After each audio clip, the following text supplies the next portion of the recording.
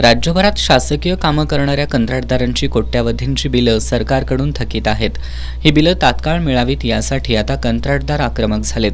कोल्हापूर जिल्ह्यातील शासकीय कंत्राटदारांनी सार्वजनिक बांधकाम विभागाच्या कार्यालयावर अनोखं आंदोलन केलं. चक्क डंपर, जेसीबी, रोड रोलर यासह अन्य बांधकाम साहित्य घेऊनच हे कंत्राटदार आंदोलनात उतरले. सोबतच टाळ वाजवत आणि भजन करत या कंत्राटदारांनी अधिकाऱ्यांचं लक्ष वेधलं.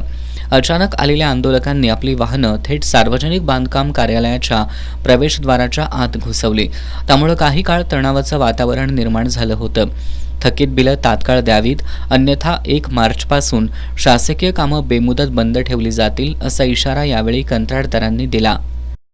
अधीक्षक अभियंता यांच्या कार्यालयात जाऊन मोर्चा काढून त्यांना निवेदन देणे आणि सरकारला याच्याबद्दल तुम्ही वरचेवर कळवणे, यासाठी पहिलं आंदोलनाचा पहिला टप्पा आहे.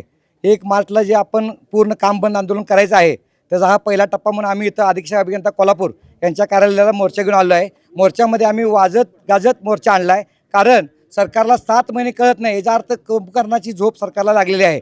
कुंभकर्णाला जागा करायचं एवढं सोपं नाही. त्यामुळे वाजप पाहिजे, गाड्यांचा हॉर्न पाहिजे. जे ड्रायव्हर आमच्यासाठी काम करतात दिवसरात्र, त्यांना आम्ही वेळेत पैसे देऊ शकत नाही. 10,000 मागितले 2,000 घेऊन जा म्हणून सांगतोय. त्यामुळे त्यांना बी कळलं पाहिजे बाबा हे मालक खरं बोलतोय खोटं बोलतोय. त्यामुळे सगळ्यांना मालक, ड्रायव्हरना, डंपर ड्रायव्हरना, जे मिस्त्री हे आपले लेबर 6 जूनपर्यंत जात असतात परत, त्यांना आता मधनंच परत पाठवतोय आम्ही.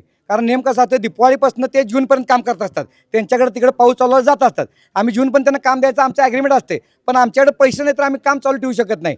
त्यामुळे त्यांना आम्ही सांगितलं बाबा तुम्ही ते या, बघा परिस्थिती काय आहे, आणि त्यांना आता लवकर आमचा हिशोब करून पैसे पेंडिंग ठेवून त्यांना आम्ही गावी पाठवणार आहे. कारण आम्ही आम्हाला द्यायला त्यांच्याकडे पैसे नाही आहेत.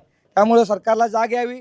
जर हिनी 28 तारखेपर्यंत जर पेमेंट दिलं नाही, निदान 70% पेमेंट जर दिलं नाही, तर राज्यातील सर्व कामे, आम्ही यवतमाळमध्ये राज्याची बैठक झालेली आहे, त्यात निर्णय घेण्यात आलेला आहे की 1 तारखेपासून अख्ख्या राज्यातील कुठलाही काम 1 मार्चपासून कुठलंही काम करणार नाही आणि खड्डाही भरणार नाही. आणि आम्ही जनतेची माफी मागतो. आणि जर काय ॲक्सिडेंट किंवा बाकी काय घडलं रस्त्यावरती, तर ह्याची जबाबदारी सर्वच्या सर्व बांधकाम विभागाची असेल.